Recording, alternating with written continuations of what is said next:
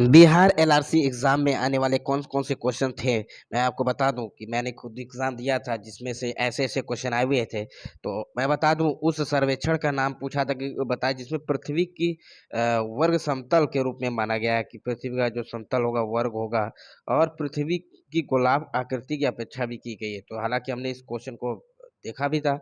तो इस क्वेश्चन का राइट आंसर होगा ऑप्शन नंबर बी यानी कि प्लेन सर्वे। सॉरी गाइस, तबीयत प्रॉब्लम थोड़ी सी स्वास्थ्य सही नहीं चल रहा है। कौन सा सर्वेक्षण क्षेत्र की सीमाओं के निर्धारण के लिए किया जाता है। तो आपको बता दें कि यह संपत्ति रेखा परिभाषित करने के लिए कौन सा सर्वेक्षण किया जाता है। तो कैडेस्ट्रल सर्वे यानी कि भूकर सर्वेक्षण। चलते हैं अगले और जबरदस्त क्वेश्चन की तरफ। मैंने एग्जाम पॉइंट ऑफ व्यू से क्वेश्चन उठाए हैं। तो आपको बता दें थियोडोलाइट का प्रयोग क्षैतिज तथा ऊर्ध्वाधर कोण मापा जाता है। जरीब सामान्यतः जस्तीकृत लोहे की बनी होती है। जरीब के दोनों किनारों पे एक एक पीतल की हैंडल लगे होते हैं। देखिए हैंडल पूछता है किस रंग का होता है, तो पीतल।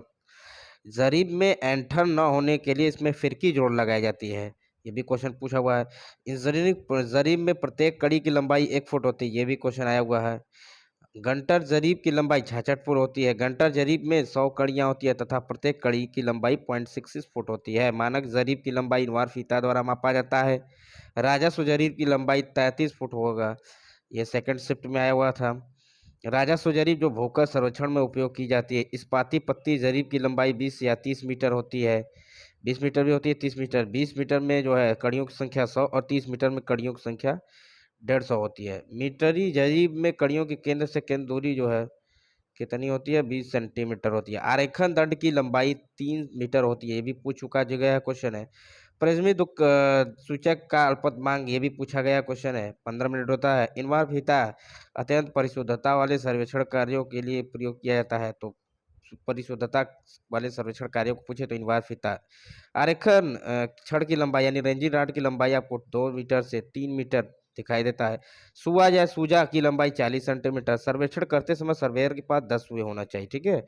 और जरीब सर्वेक्षण में केवल रेखीय माप लिए जाते हैं। ये भी क्वेश्चन आया हुआ है। क्षेत्र में अनुकूलतम त्रिभुज का कोई भी कोण कम से कम 120 डिग्री से कम नहीं होना चाहिए। ये भी आया हुआ है। खसके की परिसीमा की लंबाई 15 मीटर होती है और 1 सेंटीमीटर बराबर 100 किमी वाले पैमाने पर स्केल सूचकांक इतना होता है। ऊबड़ खाबड़ या पहाड़ी जमीन के लिए जो त्रुटि का अनुमत सीमा होती है वो कितना होती है। तो 1:250 होती है।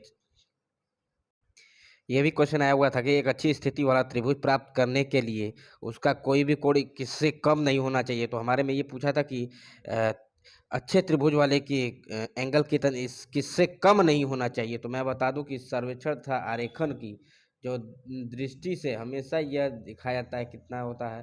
तो हमेशा यह कोण 30 से कम और 120 से अधिक नहीं होना चाहिए। किससे? 30 डिग्री से कम। इस क्वेश्चन में क्या है, 30 डिग्री। 30 डिग्री से कम नहीं होना चाहिए, इससे कम तो नहीं होना चाहिए और 120 डिग्री से अधिक भी नहीं होना चाहिए। चलते हैं अगले और जबरदस्त क्वेश्चन की तरफ। यदि W चेन का भार है, L अवधि है तथा P तनाव है तो खींच तो चेन लाइन में झोल का सुधार। अब झोल की सुधार में यानी कि बात कर रहा है तो झोल संशोधन की। तो झोल संशोधन को हम CS से डिनोट करते थे। CS बराबर आपको बता दें कि W² L बटे आपका कितना होगा 24P²। तो यानी इस क्वेश्चन का राइट आंसर होगा option number B. B is right answer होगा। चलते हैं अगले क्वेश्चन की तरफ। एक में आया था कि टेप की जो आधार होता है जो उसकी सटीकता क्रम बताना है। तो इनवार टेप में, फिर स्टील टेप, फिर धातु टेप, फिर लिनेन टेप, ठीक है। चलते हैं अगले क्वेश्चन की तरफ। निम्न उपकरणों में निम्नलिखित समानता किसका उपयोग आधार रेखा यानी बेस लाइन में किया जाता है। तो इसका जो है मैं बता दूं कि बेस लाइन में इनवार टेप का प्रयोग किया जाता है। किसका? इनवार टेप का प्रयोग किया जाता है। प्रकाशीय गुनिया निम्नलिखित में से किस सिद्धांत पर कार्य करती है। तो प्रकाशीय गुनिया की बात करते हैं तो ये डबल किस पे काम करती है, डबल रिफ्रैक्शन पे। इसको हमने पिछले वाले वीडियो में बताया था। चलते हैं अगले और जबरदस्त क्वेश्चन की तरफ। एक 20 मीटर की चेन में अधिकतम छूट सीमा पूछा था। तो 20 मीटर की बात करते हैं तो 20 मीटर में +- 5 होता है। और अगर 30 मीटर का चेन पूछ ले तो हालांकि आया भी ये क्वेश्चन है कि 10 - 8 mm होता है। चलते हैं अगले और जबरदस्त क्वेश्चन की तरफ। एक क्वेश्चन आया था कि 30 मीटर लंबी मीट्रिक चेन के मापन के बाद क्या हो गया कि 0.1 मीटर की छोटी पाई गई, यानी कि यदि मापन की दूरी 300 मीटर दर्ज की जाए तो मापी गई वास्तविक दूरी होगी। तो वास्तविक दूरी पूछा था, तो मैं बता दूं कि इसके लिए आपको हमने पिछले वाले वीडियो में बताया था कि जो है सबसे पहले जरीब की शुद्ध लंबाई दिया है, यानी शुद्ध जरीब, इसका फार्मूला होता है शुद्ध जरीब, ठीक। उसके बाद क्रॉस गुणे शुद्ध दूरी, फिर अशुद्ध जरीब इंटू अशुद्ध दूरी, यानी कि इसको कहते हैं D1 इंटू D2 है। चलते हैं इसके क्या क्या दिया है। हमें जरीब की शुद्ध लंबाई कितना दिया है, 30 मीटर दिया है, ठीक। अब उसके बाद जो है हमें अशुद्ध दूरी पता करना है कितना है, तो इसको कैपिटल डी मानते हैं, ठीक। उसके बाद जो है अशुद्ध लंबाई हमने बताया था। अभी अशुद्ध लंबाई आपको 30 में से 0.10 घटाना था। कितना था, 1 मीटर दिया है तो 30 में से 0.1 घटाना था, तो कितना आएगा, लगभग आपको 29.90 आएगा। कितना आएगा, 29.90 आ गया, ठीक है। तो अब हम बताते हैं कितना आएगा। तो आपको बताते हैं कि ये 30 मल्टीप्लाई डी अब बराबर 290 मल्टीप्लाई कितना है, 300। अगर हम डी की बात करें तो ये जाएगा तो 10 बार में चला जाएगा, तो इसका कितना हो जाएगा, 299.0 यानी कि मीटर। चलते हैं इस क्वेश्चन का राइट आंसर होगा कितना, ऑप्शन नंबर सी। चलते हैं अगले क्वेश्चन की तरफ। एक क्वेश्चन आया था कि झोल में संशोधन बताना है, तो बहुत से कैंडिडेट्स इस क्वेश्चन को देख करके थोड़े से भयभीत हो गए थे। तो मैं बता दूं कि इसमें जो है झोल संशोधन का मान हमेशा ऋणात्मक होता है। क्या होता है, हमेशा ऋणात्मक होता है। चलते हैं अगले क्वेश्चन की तरफ। प्रकाशीय समकोणदर्शी यंत्र में दो समतलों के बीच का जो कोण हमने से पूछा था कितना होना चाहिए, तो ये होना चाहिए आपका 45 डिग्री। कितना होना चाहिए, 45 डिग्री।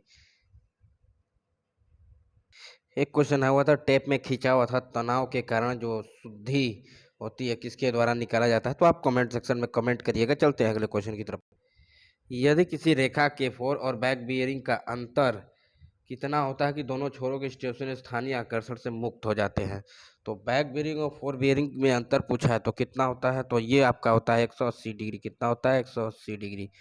और बात करते हैं ये दिक्मान की, तो ये जो है पश्चिम दिक्मान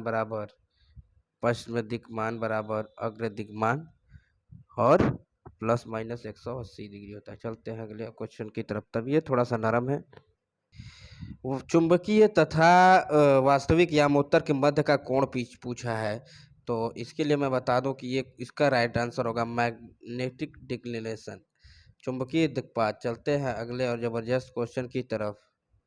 ये क्वेश्चन आया हुआ था 13 अगस्त का क्वेश्चन है। सर्वेयर कंपास निम्न शुद्धता पर कार्य करता है, तो सर्वेयर दिक्पात जो है आपको ये काम करता है चतुर्थांश दिक्मान प्रणाली। किससे, चतुर्थांश दिक्मान प्रणाली पे। यदि दोपहर के समय दक्षिणी गोलार्ध पर चुंबकीय दिक्मान 167 डिग्री है, तो उस स्थान पर चुंबकीय दिक्पात क्या होगा। तो चूंकि आपको चुंबकीय दिक्मान दिया है, तो सत्य दिक्मान बराबर होता है ट्रू बियरिंग बराबर होता है, क्या होता है आपका चुंबकीय दिक्पात यानी मैग्नेटिक बियरिंग प्लस माइनस चुंबकीय दिक्पात होता है, ठीक है। दिक्मान और दिक्पात होता है, तो कितना दिया है, इधर 180 डिग्री दिया है और इधर 167 डिग्री दिया है। हमें निकालना है ये वाला, ठीक है। तो कितना आ जाएगा, इस 180 में से 167 घटाएंगे तो आपके बीच आ जाएगा 13 डिग्री ईस्ट, यानी 13 डिग्री ईस्ट आएगा। आप चेक कर लीजिएगा इसका वो बना करके। चलते हैं अगले जबरदस्त क्वेश्चन की तरफ। प्रिज्मेटिक कंपास का अल्पतमांक पूछा था, तो प्रिज्मेटिक जो है अल्पतमांक होता है 15 मिनट। कितना होता है, इसकी जो मापन होता है वो 15 होता है। तो चलते हैं अगले क्वेश्चन की तरफ। हमारा अगला क्वेश्चन क्या है, एक स्टेडिया डायाफ्राम में 36 क्रॉस तारों की संख्या होती है, तो एक स्टेडिया डायाफ्राम में 36 तारों की संख्या आपको बता दें कितनी होती है। ये आपकी 3 होती हैं। कौन कौन सी होती है मैं भी बता देता हूँ आपको। ऊपरी स्टेडिया 36 क्रॉस हेयर होता है, निचली स्टेडिया और डायाफ्राम होता है। चलते हैं अगले और तो इसी प्रकार से वीडियो को प्राप्त करने के लिए आप हमारे यूट्यूब चैनल को सब्सक्राइब, लाइक, कमेंट करें। वीडियो देखने के लिए बहुत बहुत धन्यवाद।